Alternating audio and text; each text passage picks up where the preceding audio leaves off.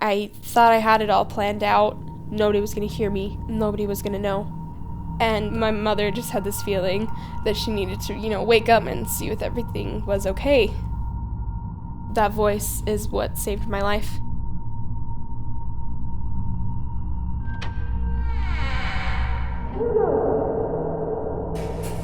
I remember this one time in the 8th grade where this group of kids thought it would be funny to moo at me in the hallway. That is something that's always stuck with me.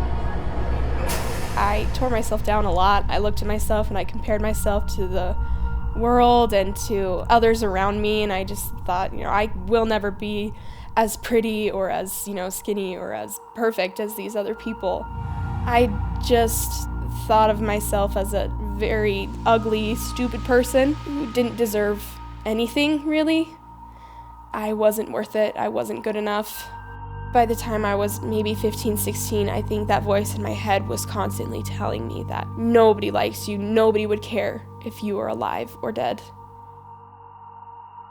That was the only thing I could think about. It's almost like there wasn't any emotion anymore. It was like it was what I had to do. It was the only option.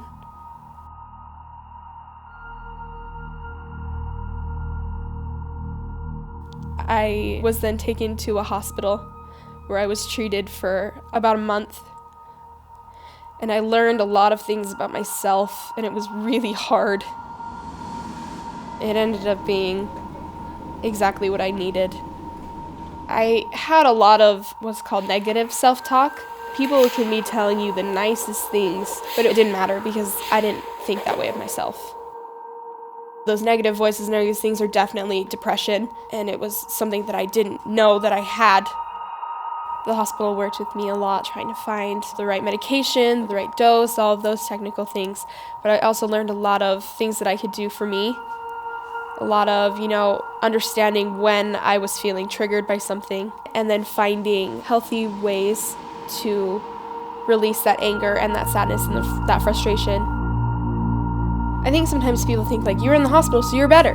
And, obviously, I was in a way better place than I was before I was in the hospital, but there was a lot of work that I needed to do. So moving forward, there was a lot of therapy that I went to by myself, a lot of talk therapy that I had with my parents, just getting me to open up, even about little things. And that's when I really gained a love and a relationship with God. Before, I stopped praying because I didn't think anybody was listening. I didn't think anybody cared. I felt inclined this one day when I decided that let's just try this again. Why not? And I think having that open mind is eventually what led me to finally listen to what my Heavenly Father was actually saying. I remember asking him, why did you stop this from happening? Why do you care?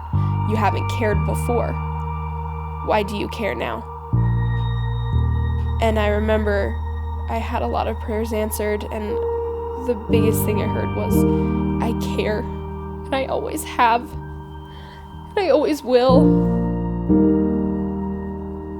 And that's when I think I realized the most that I'm important, and that, if any other person in the world says that they don't care, they don't love me, they don't know me, at least I know that that God does.